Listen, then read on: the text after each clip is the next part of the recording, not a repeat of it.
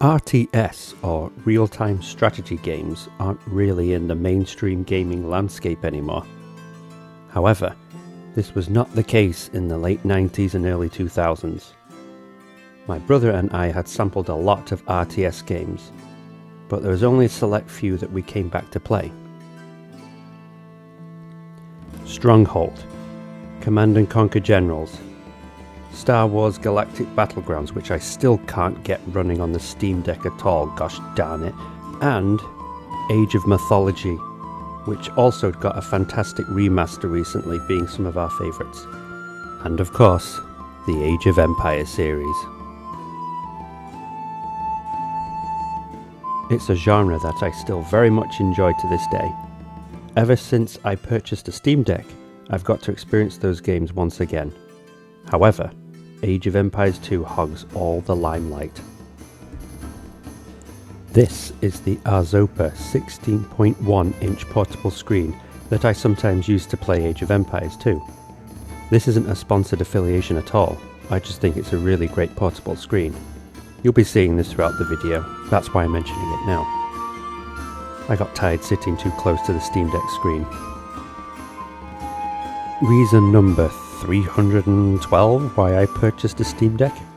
It's so I could play Age of Empires 2, and to actually play Age of Empires 4. I like Age of Empires 4 and what it has to offer, but I still can't shake the urge to jump back to playing 2. I've been stuck there for months, and I love it. So in this video, I'll explain why Age of Empires 2 is probably the best real-time strategy game ever made, and why you should give it a try.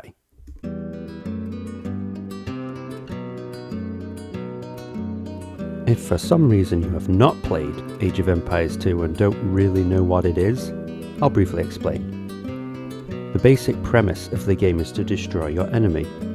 To do this, you need to assign your villagers to gather resources, food, wood, gold, and stone so you can create buildings that then create soldiers to either attack or defend. There are also docks that create ships if you're playing on a level that has an ocean or a lake. There are 50 civilizations, each with their own unique units and technologies, and are somewhat designed to favour certain attributes. For example, the Vikings have a berserker and a longboat, which ties into the historical accuracy of the sea exploring and all the pillaging. Perhaps the most popular method to play Age of Empires 2 is the custom maps. Here you can choose your civilization of choice, map, number of allies and enemies to play with, and overall game objective. The possibilities are really endless. The campaign missions are more focused on specific objectives that are loosely tied to historical events. We have levels based on the European Crusades, Joan of Arc, and Attila the Hun, just to name a few.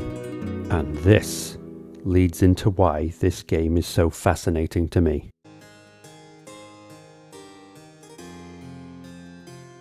I love history, ever since I can remember. Age of Empires 2 then threw more wood on the metaphorical fire for my thirst for more historical knowledge.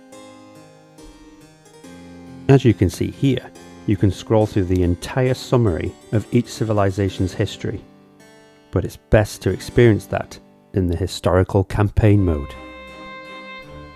The Aztec campaign just might be my favourite. As a young kid, learning about this culture blew my mind. And then the Spanish Cortez shows up and they think he's a god. It sounds like a crazy story for a cartoon TV show. And they just might have the coolest unique unit, the Jaguar Warrior.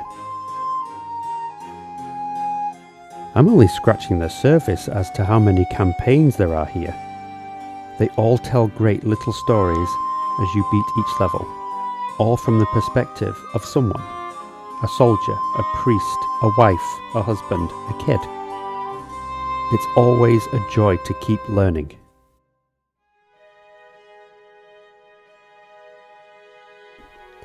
Long live physical media! And long live this happy chap pictured here on the official strategy guide. In an almost forgotten bygone era, we had to resort to books for tips and tricks, and even cheats. The original came with this long, thin poster showing the technology tree of all the civilizations. The manual for Age of Empires 2 is really detailed and provides some great information. I like this little chap with a horn. Looks like something from the Bayeux Tapestry. You don't know what that is? You know what, I'll have my dad explain it. He's a fountain of historical knowledge.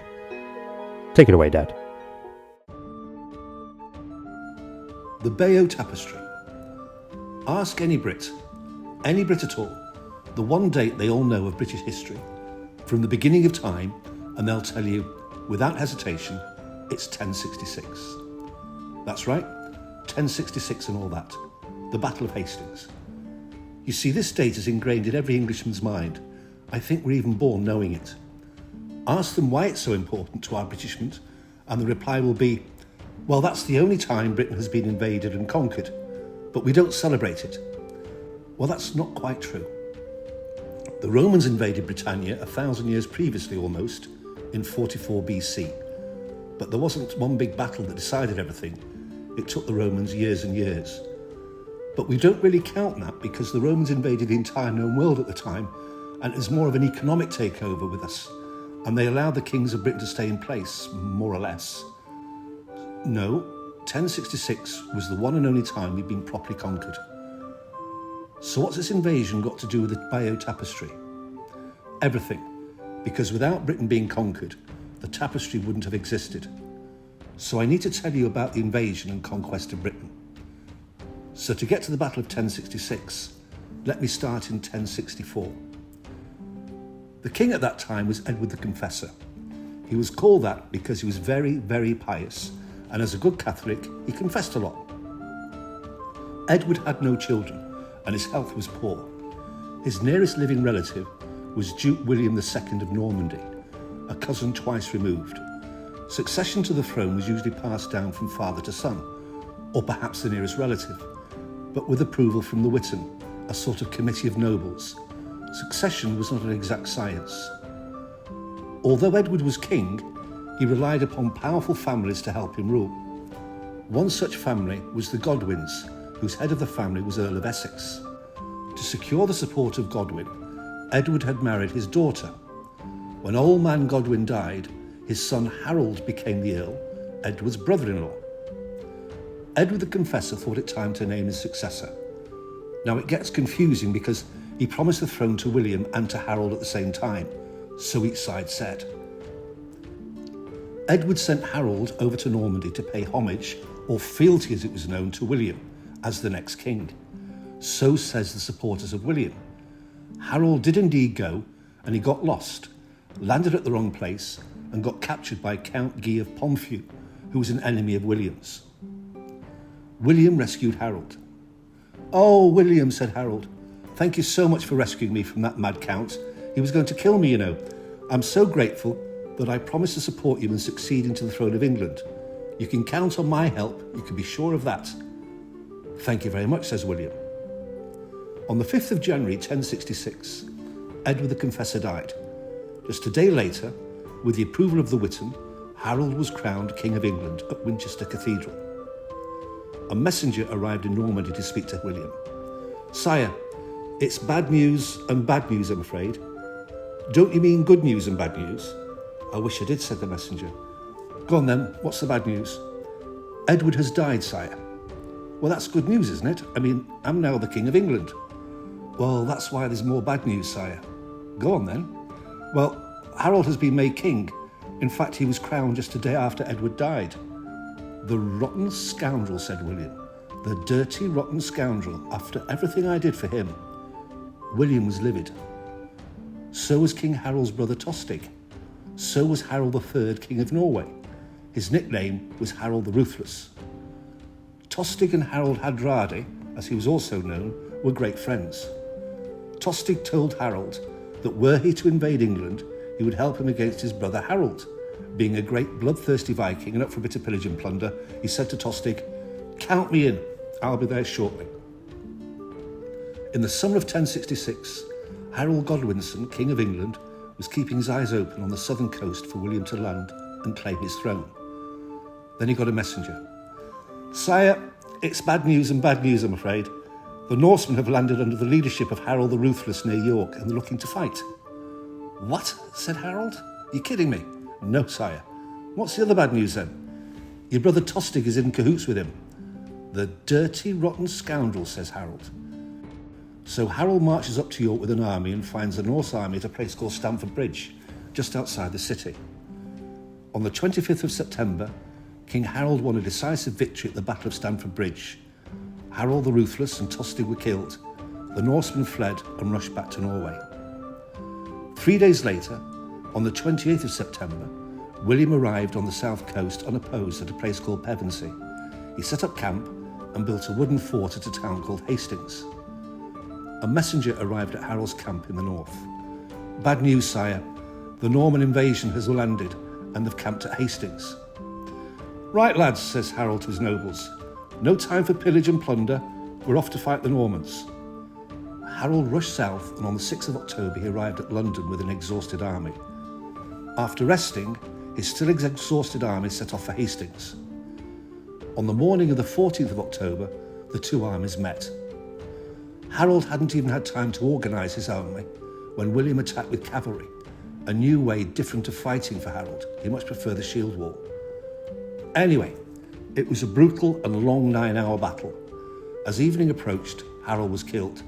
The English, with no king, fled. William had won the Battle of Hastings. William, not a man to waste time, quickly cemented his victory, chasing down his enemies, and was crowned King of England on Christmas Day 1066. Fast forward to 1070. Odo, Earl of Essex, had just finished lunch and is having a few beers. "Now then," he says to his assembled lords, "we have much to be grateful for thanks to my brother William. We need to get him a present to say thank you. Any ideas?" "How about a statue?" says one noble. "No," says Odo, "the Brits aren't very good at that." "How about a nice portrait?" says another. No, says Odo. "Have you seen the British paint?" A noble lady puts her hand up. "I've an idea," she says. "Go on," says Odo. "How about a really nice embroidery? There's a lot of very talented embroiderers in Canterbury. We could make a big one." Says Odo. "I like that idea. It would have to be big. Very big." "Yes," says the assembled lords. "We could hang it up on the wall."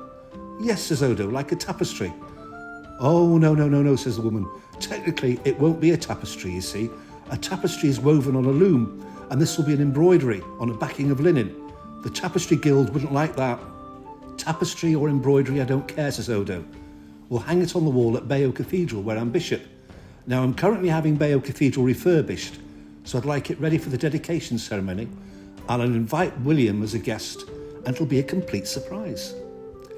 I want this tapestry big, 230 feet long, 20 inches tall, telling the story of the invasion and conquest of England.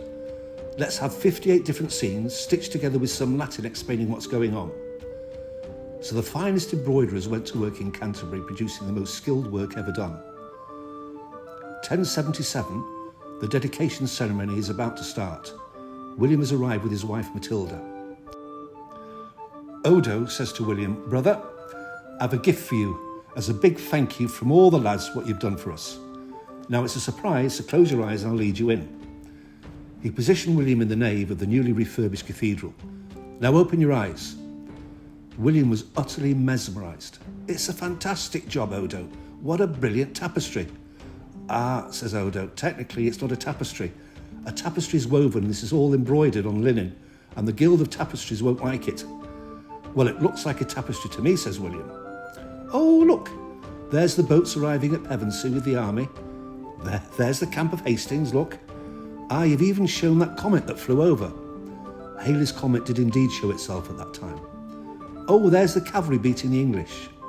Aha, there's the death of that lying double-crossing scoundrel Harold. It's even got his name there saying he's dead. Which one is he? There's one there with an arrow in his eye, and there's one lying down from sword cuts. I don't remember Harold being hit with an arrow, do you, Odo?" "We were all a bit busy, William, at that time, so the girls gave both options. You know what the English are like, William. They're saying that it was a lucky shot that killed him, otherwise he would have won. Ah, so the English say an arrow killed him, we say a sword. Doesn't really matter though, does it? We won. Oh, look, there's the English running away. What a great gift, thank you, Odo. We'll keep it here on display. I'll tell you what, we shall call it the Bayeux Tapestry. William, it's not a tapestry. A tapestry is woven. This is embroidered. Yes, I said William. But the Bayeux embroidery doesn't have the same ring to it, does it?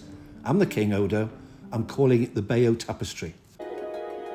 I always like to see hand-drawn concept images around the manual. This is me deciding if I should assign more villages to create more farms. There's strengths and weaknesses of unique units and a paragraph providing more historical context and insights. These strategy guides offer even more detail, and I just had to get this book when I saw it online. There's actually a piece of information that never entered my mind when playing the game. Using trebuchets as a defensive unit to counter other trebuchets. What?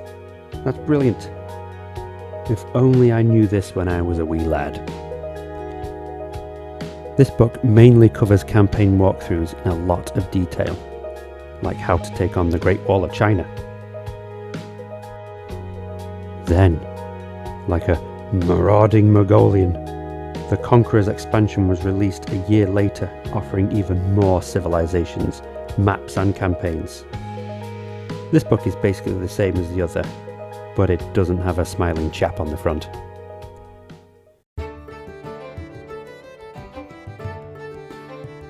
"19 years later, the definitive edition was released, breathing new life into this classic game. It's the footage you have been seeing throughout the video. The original was delisted from Steam, and now this is the only version, and that's okay, because this is the best version. The visuals, the character and building animations and overall performance has received massive updates and continues to be updated. As of writing this script, perhaps the biggest update was created that made unique units visually better, and each civilization has its own style of castle.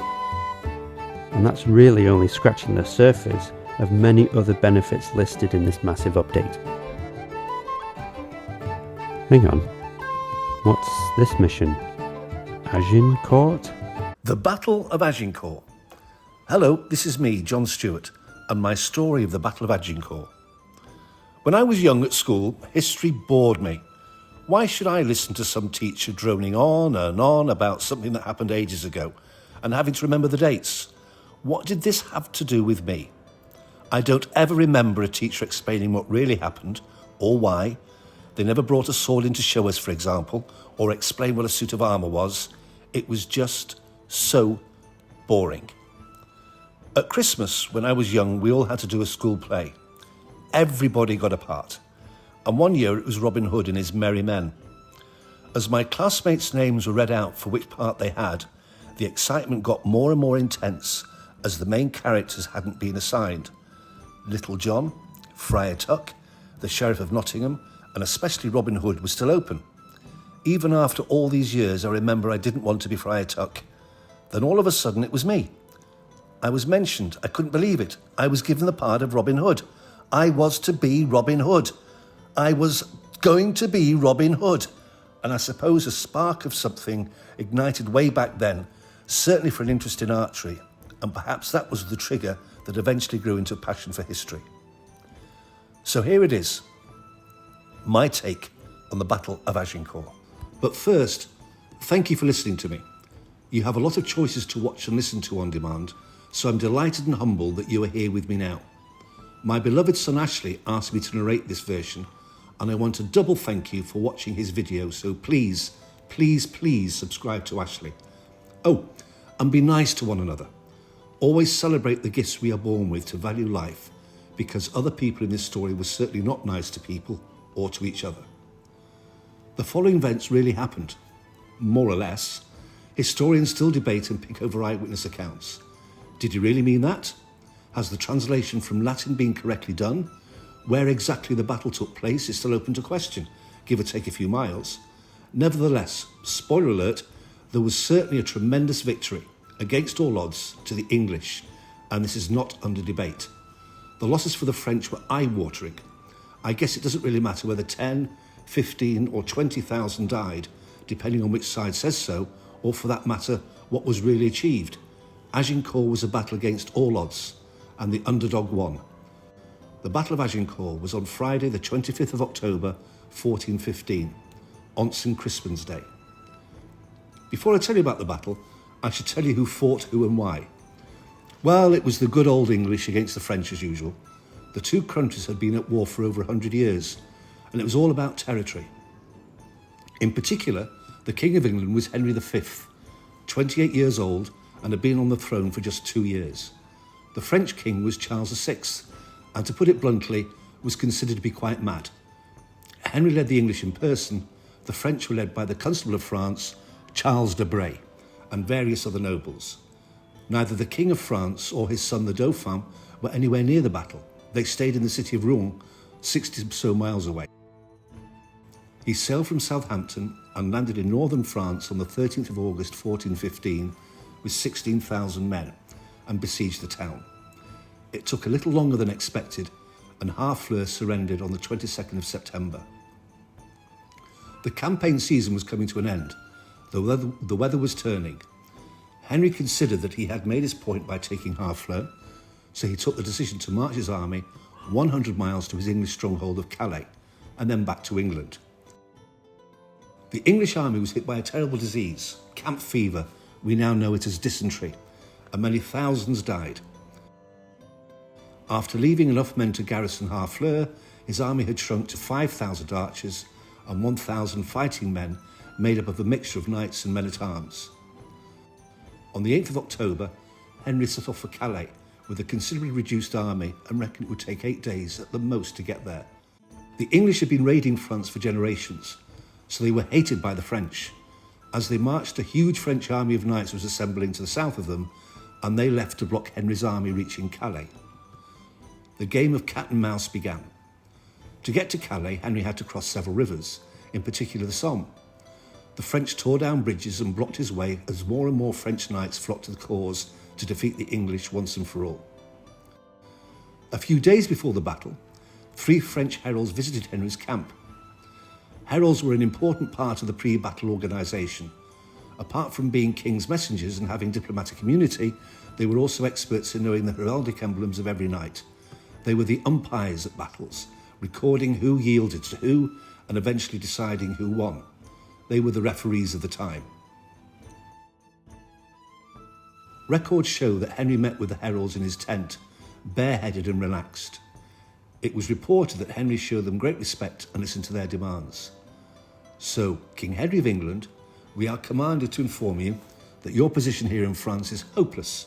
We have the biggest host of knights ever assembled in France. We have over 30,000 knights, and this is growing by the hour. You're outnumbered almost 10 to 1. We're blocking your exit to Calais. You have no food. You're not going to get any food. Your army is sick and dying and starving. Your claim to the throne is unjust and frivolous. But we may allow you to leave in peace and march to Calais if you renounce your claim, keep your lands but pay homage to our king as your liege lord, admit you're wrong. So what is your answer then, King Henry of England? Well, Henry was in no mood to give up anything. He didn't agree to any terms, but he did say something like, "I'm not hiding from you. I haven't been hiding from you. We can do battle at any time or place of your choosing. In fact, thinking about it, we should settle this by the ancient rules of combat. So tell your king that I challenge the Dauphin, King Charles' son, to single combat. If he wins, I'll do as you ask. If I win, then it is God's will for the throne of France." Historians don't believe that he was serious, especially as he knew that the Dauphin was nowhere near, and also that the French prince was certainly not a fighter. Again, he was being provocative. The heralds left with no agreement. But everyone now knew that a battle was going to happen. At the same time, 2 French knights were captured. They told Henry that the French battle plan was for mounted horsemen to ride down his archers and slaughter them to a man, and the rest of the French army would easily deal with his knights and men-at-arms. Henry immediately issued an order that every archer was to carry a 6-foot-long wooden stake, which would be placed in front of the massed archers, driven into the ground at 45 degrees, pointed towards the enemy, with the tip sharpened at the height of a horse's chest. In context, a modern-day Olympic archer uses a bow with a draw weight between 48 and 50 pounds for men. The carbon fibre arrow weighs around 31 grams. He's allowed to take up to 40 seconds to shoot each arrow. He shoots at a target 70 yards away. The centre of the target, the inner yellow bit, is 12.2 centimetres, about the size of a mobile phone. The English longbowman of the 15th century uses a bow draw weight of 150 pounds. The arrow weighed about 1,000 grains, 64 grams. An archer is expected to fire 10 arrows a minute, one every 6 seconds. He shoots up to 300 yards. He is devastating and accurate at 150 yards, expected to be able to hit the face of an enemy at this range. An archer was equipped with 2 sheaves of arrows, each one holding 24. He had some tucked in his belt, so carried around 60 arrows. Henry's archers were the best of the best, superbly fit, muscular, and incredibly strong in the shoulders and arms and upper torso. The mass of the archery engagement is stunning. Purchase records show that Henry took with him to France 1,200,000 arrows. He used a little over half at Harfleur. This means he had around 500,000 arrows for Agincourt. At full volley firing, the archers had about 10 minutes before they ran out. It was reported that one mass volley of 5,000 arrows shaded the sun, and they whistled as they fell. The knight of the time was superbly fit and strong. His armour weighed between 50 and 60 pounds. He trained from an early age, every day, 7 days a week. He was used to wearing his armour, so he'd be very able to move and fight in it with ease. A man-at-arms could wear armour or chainmail. Like in all disciplines, some were good, some were excellent and made a good living in the tournament circuit. Chivalry was everything, and the opportunity to become rich through ransom was often their primary concern. Fighting was governed by a set of rules, all supported by chivalric behaviour. Having a perfect reputation was everything, but knights were proud, greedy, and impassionate in their pursuit of riches. It was very expensive to be a knight. You needed a war horse or 2, a couple of riding horses, a squire, and all the equipment that went with it. A trained war horse of the day was as much as owning a Ferrari as it is today. You needed a patron or be very rich. So in the days before battle, Henry kept his army moving in his goal for Calais. His army had wandered off course because the French had destroyed bridges to thwart his route. This meant south and west in the wrong direction. In his quest, every day his army went hungry. Eventually, on the 24th of October, 16 days after he set out from Harfleur, on a journey that he believed would only take 8, Henry crossed the river Tournois in Boulogne. Scouts from the French took back word, and the armies eventually saw each other. The English on the slightly higher ground at Boulogne, the French had trapped the English. No attack came, so Henry crept up and made his headquarters in the tiny hamlet of Maisoncelles. The proximity of the forces, from many accounts, suggests that the armies were less than 4 bow shots from each other, about 1,200 yards. The French were between the villages of Wisbonville and Agincourt, English at Maisoncelles and Traincourt. Just a few fields lay between them, with woods either side. The English on a slightly higher rise, a gentle slope. It was raining, it was cold. The fields had been ploughed and sown. It rained throughout the night. The ploughed furrows held the water. By now a huge host of French were at one end, 6,000 English at the other. Maybe a quarter of a mile separated them. As darkness fell, Henry ordered silence throughout his army. If a knight or man-at-arms spoke, he would be fined a horse. If an archer, he would lose an ear. Time was to be spent in spiritual reflection and prayers for the coming day. The French, of course, had food and wine. They were in excellent spirits. They were sure of victory. They would rid France of the English and slaughter every archer. Accounts talk of a happy atmosphere. Tomorrow was St. Crispin's Day, a French saint. It couldn't be more auspicious for their assured victory. The Constable of France, Charles d'Aubray, called the leading knights and nobility together to set out his plan of battle. It was simple. The army, he said, will be in 4 battles. We know them as divisions. The mounted battle, 1,000 horse, would attack first, charge up the slight incline and slaughter the archers. 500 would attack the English left flank, 500 the right. There would be 3 dismounted battles: the vanguard, the first attack, the second battle to join, and the reserve. D'Albret ordered that the knights should cut down their lances because it was going to be close quarter work. "Whoa, whoa, whoa," said the knights in the second and third battles. "We're not missing out on glory. We have the right to be in the vanguard." "No, constable, we'll be in the vanguard. We're not missing out on the ransoms either. No, no, no, no, no, no. We're joining the vanguard." And this was the first reason why it was the beginning of the end of the French. You see, lords, dukes and important knights in France have been fighting each other for years.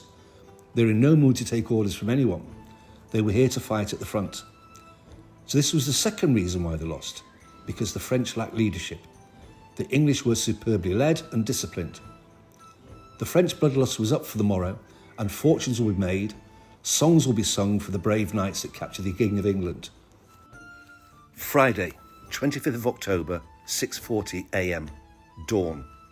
It had stopped raining. It was cold. The English had no food. The French were still in great spirits. Henry lined up his army. 2,000 archers behind stakes on the left flank, 2,000 on the right, at an angle in almost a V formation. The centre battle knights and men-at-arms 4 deep, 3 contingents of 300 archers, equally dispersed amongst them. Thick woods on the left and right of the field ensured the little chance of the French outflanking the English. Time for speeches. Shakespeare has Henry saying something like, "We band of brothers." I want to believe, as many do, that Henry warned his archers that the French will cut off the 2 fingers of their right hand so they will never fire a bow again. The archers responded by sticking their 2 fingers in the air at the French, palm facing in, to tell them what they thought. Legend says that this is where the V sign originated from.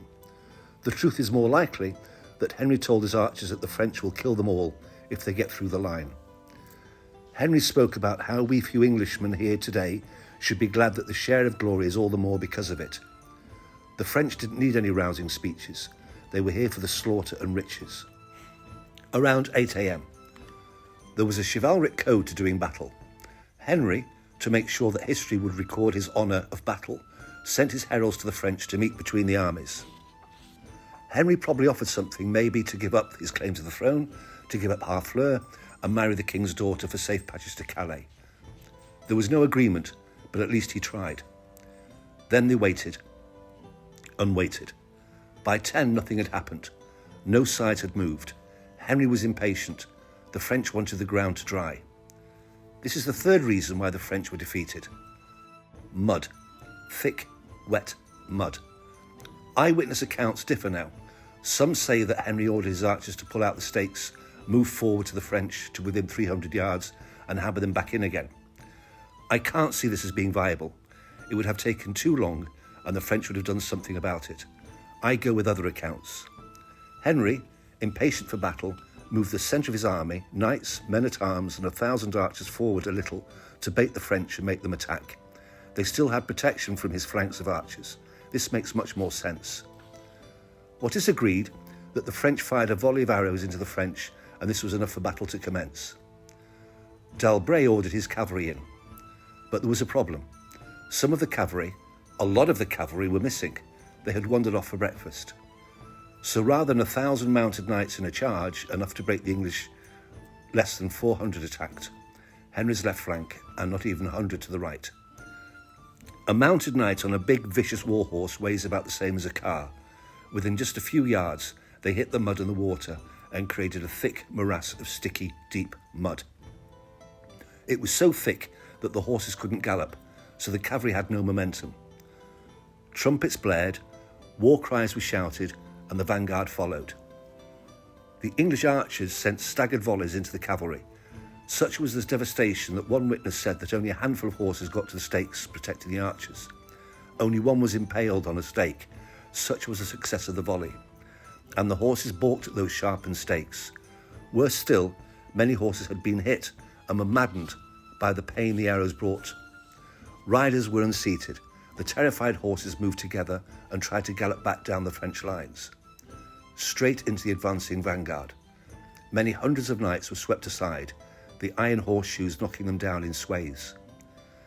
The English archers shot volley after volley into the French. Imagine what it was like for the dismounted knights. The mud was knee-deep. Even the fittest men, and they were extremely fit and strong, would have found the going tough. Try wading through water yourself and you know what it's like. Imagine too what it must have been like in the formation. As the arrows flew, they bunched up, 10,000 and more of them. As a knight caught up in this, you're trying to walk up a slope, your armour weighs 50 pounds, your visor is down so you can only see through a small slit. You're crammed into each other, your arms are pinned to your sides, your breathing is shallow through lack of impossible exertion. You can only see the back of the helmet of the man in front of you. The few at the front was all that could fight, with shortened lances.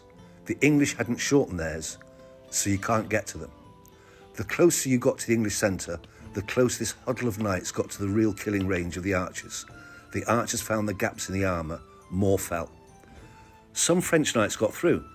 The king's brother was killed. 6 knights got to Henry. 1 even hit his helmet, but to no avail. The English knights slaughtered the French. The line held. This is the 4th reason why the French were defeated. You see, there was just too many of them. Then the archers ran out of arrows. The English archers came to die. Now they saw hope. Out of arrows, they picked up the wooden mallets weighed with lead and that they used to drive the stakes into the ground. And 4,000 archers hit the flanks of the French knights. It was carnage. The vanguard was finished. At the front, 3,000 knights yielded to the English and were taken behind the lines. Their weapons were stacked next to them. All promised to be ransomed. The rest of the French gave up and turned back to the safety of the French reserves. The fighting had stopped. It had been just 40 minutes since the start of the cavalry charge, and it looked like it was over. But there was still 20,000 or more French on the field who hadn't fought. Henry surveyed the battleground. The French could still attack. If they did, he had no arrows. Behind him he had 3,000 prisoners, guarded by just a few archers. If they reneged on their word, he was finished. "Kill the prisoners," said Henry. His household knights, his most loyal, were aghast. "But sire, that goes against everything a knight stands for. These knights have given their parole. They have given their word. We cannot kill them. We will not kill them." Henry probably said, "I'll spare you from doing it then." He ordered 200 archers to the task. It was not Henry's finest moment. History books record this as being the moment when chivalry died. Was he right? By now, the retreating French were back to their lines. The reserves were now in no mood to fight. What they'd seen was enough. The French left the field to the English. The slaughter of the prisoners stopped, but about 1,000 met a grisly end. Henry kept his army in position and summoned the heralds from both sides. "Well, who won?" he asked. "You did, King Henry. The day is yours, and we record your victory. As the victor, you have the rights to name this battle. What do you want to call it, sire?" "The castle over there, what is its name?" "Agincourt Castle, sir." "Then I name this battle the Battle of Agincourt." The French had lost 10,000 or more, the English 400. That was the Battle of Agincourt.